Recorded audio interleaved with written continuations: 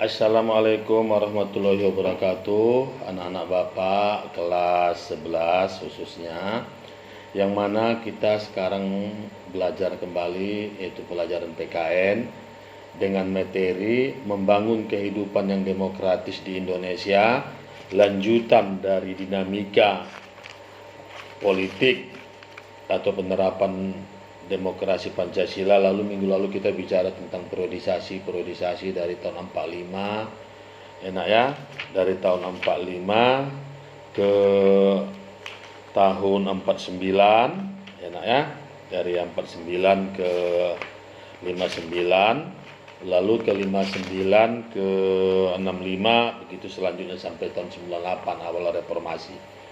Sekarang kita masuk kepada membangun kehidupan yang demokrasi di Indonesia. Yang pertama, pentingnya kehidupan yang demokratis. Kalau kita lihat pada hakikatnya sebuah negara dapat disebut negara yang demokratis apabila dalam pemerintahan tersebut rakyat memiliki persamaan depan hukum, memiliki kesempatan untuk berpartisipasi dalam pembuatan keputusan dan memperoleh pendapatan yang layak, karena terjadi distribusi pendapatan yang adil, yang bertanggung jawab. Lalu kita uraikan masing-masing. Di sini ada persamaan kedudukan di muka hukum. Semua kita sebagai warga negara di dalam negara demokrasi sama di mata hukum. Tidak ada pengecualian. Hukum itu harus ditegakkan.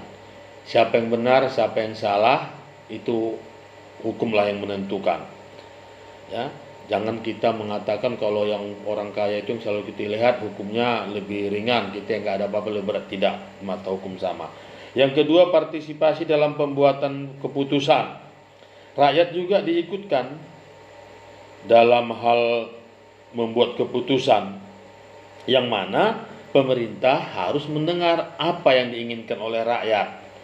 Ya, supaya apa? Supaya pemerintah tahu membuat undang-undang yang bisa memberikan rakyat itu bisa menerima, yang mana harus bisa menyampaikan pendapat. Yang ketiga, distribusi pendapatan secara adil. Ini dijalankan berdasarkan prinsip keadilan termasuk dalam bidang ekonomi. Yang keempat, kebebasan yang bertanggung jawab. Dalam sebuah negara demokratis terdapat 4 kebebasan yang sangat penting.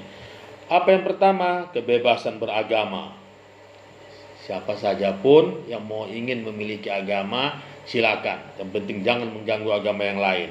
Kebebasan pers, itu yang kedua. Ya, mengeluarkan berita-berita yang ada, tidak ada lagi pembatasan seperti masa Orde Baru dulu. Semua berita harus sesuai yang diinginkan oleh pemerintah, sehingga kebebasan mengeluarkan pendapat dibatasi. Yang ketiga, kebebasan mengeluarkan pendapat. Siapapun kita bebas mengeluarkan pendapat. Yang penting pendapat kita dapat kita pertanggungjawabkan. Lalu yang terakhir, kebebasan berkumpul. Artinya apa? Kita bebas berkumpul, bermusyawarah, mengeluarkan pendapat, berserikat, berkumpul. Dalam pasal 28 juga diatur. Ya, kita kan mau mendirikan organisasi silakan, tidak ada larangan, asalkan sesuai dengan undang-undang yang berlaku di Indonesia.